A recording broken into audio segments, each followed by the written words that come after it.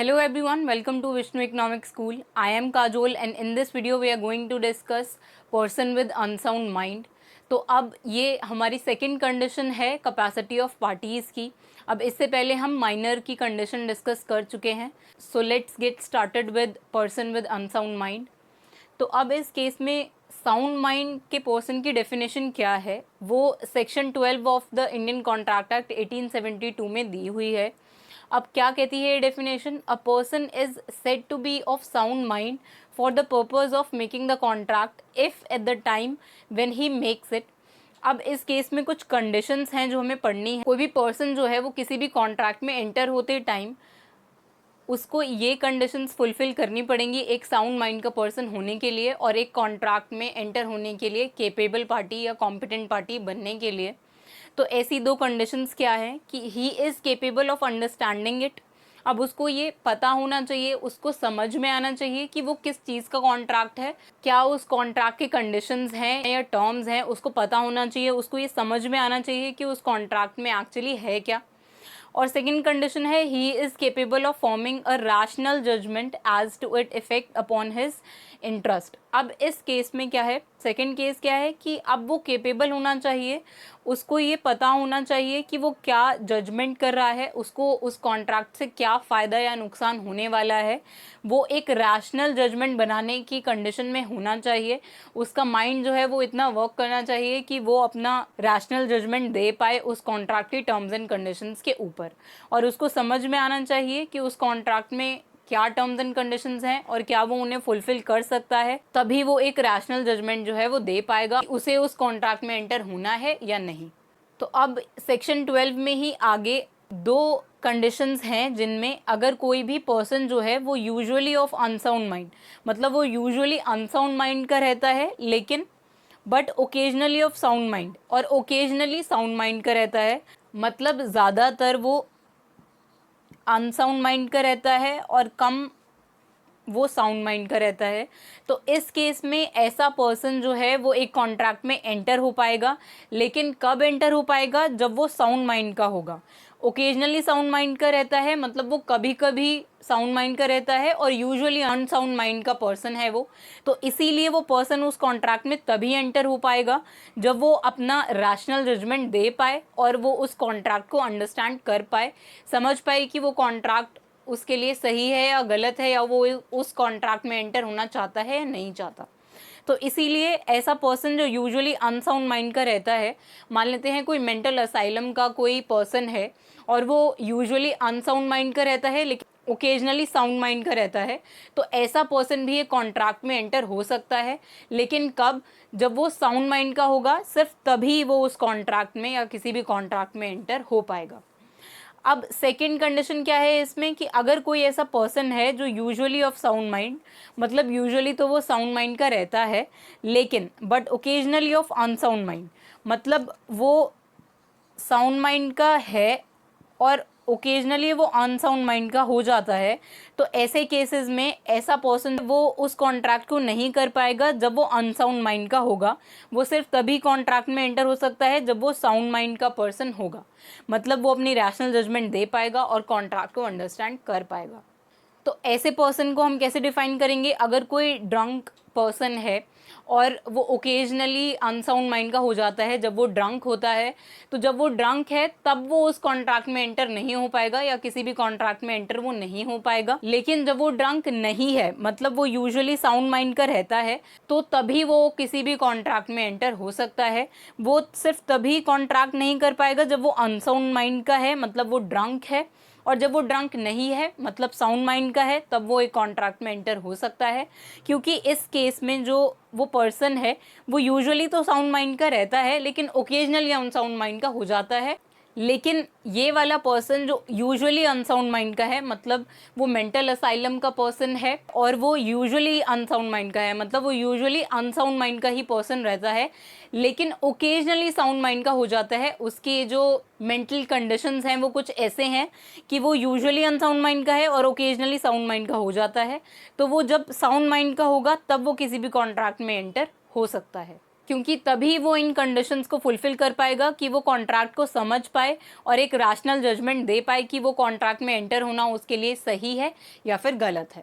तो ये तो हुई डेफिनेशन एक साउंड माइंड के पर्सन की कि हम किसको एक साउंड माइंड का पर्सन और एक अनसाउंड माइंड का पर्सन बोलते हैं। तो अब ऐसी कंडीशन डिस्कस करते हैं जिसमें कोई अग्रीमेंट हो रहा है किसी अनसाउंड माइंड के पर्सन के साथ। तो effect of agreements made by person of unsound mind. अब कोई अनसाउंड माइंड का पर्सन है और वो तब किसी कॉन्ट्रैक्ट में एंटर हो रहा है, तो उस केस में क्या इफेक्ट होगा उस अग्रीमेंट पे, वो हम डिस्कस करेंगे।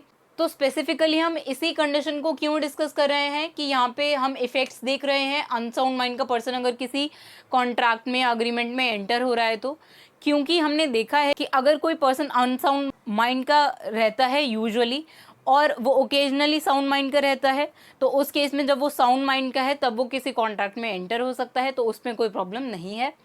और अगर कोई पर्सन यूजुअली साउंड माइंड का रहता है और वो ओकेजनली अनसाउंड माइंड का हो जाता है, लेकिन वो कॉन्ट्रैक्ट में तब एंटर हो रहा है जब वो साउंड माइंड का है, तो उसमें भी हमें कोई प्रॉब्लम नहीं होगी, क्योंकि वहाँ पर वो पर्सन जो है अपना रैशनल जजमेंट देने के लिए केपेबल होगा और वो कॉम्पिटेंट पर्सन होगा एक कॉन्ट्रैक्ट में एंटर होने के लिए।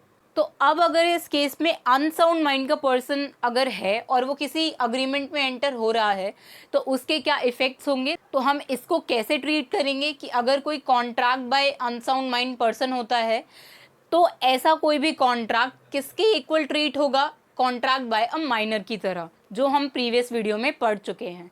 तो अगर कोई पर्सन जो है किसी अनसाउंड माइंड के पर्सन के साथ कोई कॉन्ट्रैक्ट करता है, तो सारे रूल्स किसके एप्लीकेबल होंगे, कि जैसे वो कोई कॉन्ट्रैक्ट एक माइनर के साथ हो रहा है। तो अब हमने इसमें देखा कि माइनर के साथ होने वाला कोई भी कॉन्ट्रैक्ट जो है वो वॉइड होता है, वॉइड एब इनिशियो होता है। तो किसी अनसाउंड माइंड के पर्सन के साथ होने वाला कोई कॉन्ट्रैक्ट भी एक वॉइड कॉन्ट्रैक्ट माना जाएगा।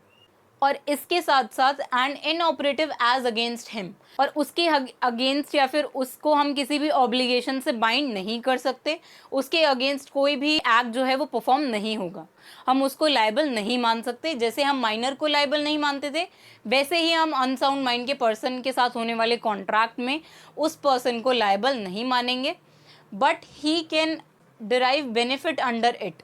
लेकिन अगर ऐसा होता है कि ऐसे किसी कॉन्ट्रैक्ट से अनसाउंड माइंड के पर्सन को कोई बेनिफिट हो रहा है, तो फिर वो बेनिफिट उसको मिलेगा। जैसे हमने माइनर के केस में देखा कि हमेशा माइनर को ही बेनिफिट होता था सारे कंडीशंस के अंदर, वैसे ही यहाँ पर अनसाउंड माइंड के पर्सन को भी बेनिफिट होगा, लेकिन उसके अगेंस्ट आप कोई एक्ट जो है वो परफॉर्म नहीं कर सकते।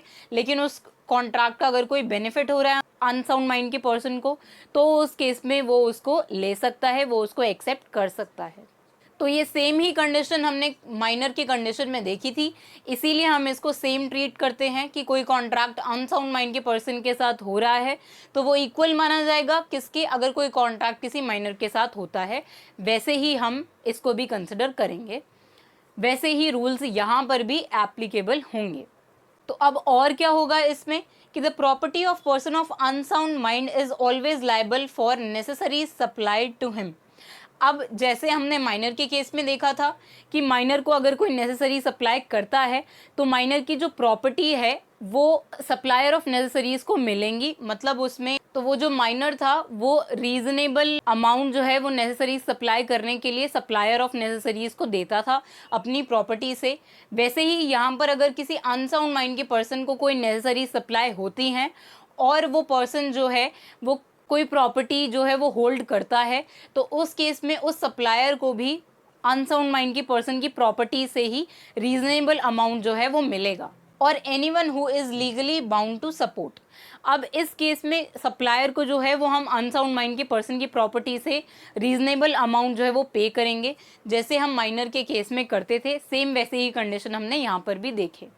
यहाँ पर माइनर जो है उसको भी उसके भी अगेंस्ट कोई एक्ट परफॉर्म नहीं होता था और उसके बेनिफिट जो हैं वो उसको मिलते थे, माइनर को मिलते थे, वैसे ही यहाँ पर अनसाउंड माइंड के पर्सन को भी मिलेंगे। और नेसेसरी सप्लाई करने के अगेंस्ट तो माइनर भी अपनी प्रॉपर्टी से कोई रीजनेबल अमाउंट सप्लायर को देता था, तो यहाँ पे अनसाउंड माइंड का पर्सन भी कुछ रीजनेबल अमाउंट नेसेसरी सप्लाई करने के अगेंस्ट जो है वो सप्लायर को देगा। लेकिन इसमें भी यहाँ पर अगर अनसाउंड माइंड के पर्सन के पास कोई प्रॉपर्टी नहीं है तो उस केस में फिर सप्लायर ऑफ नेसेसरीज जो है वो प्राइस ऑफ नेसेसरी सप्लाई करने का है वो उसको लूज़ कर देगा। उसमें यहाँ पर भी अनसाउंड माइंड का पर्सन जो है वो पर्सनली लायबल नहीं होगी और सिर्फ उसकी प्रॉपर्टी ही वहाँ पर लायबल होगी कोई भी ऑब्लिगेशन पे आउट करने के लिए। तो इसी के साथ हमारी second condition under capacity of parties खत्म होती है। तो अब इसके नेक्स्ट वीडियो में हम थर्ड और लास्ट कंडीशन डिस्कस करेंगे under capacity of parties, that is disqualified person. So that's it for this video. Thank you.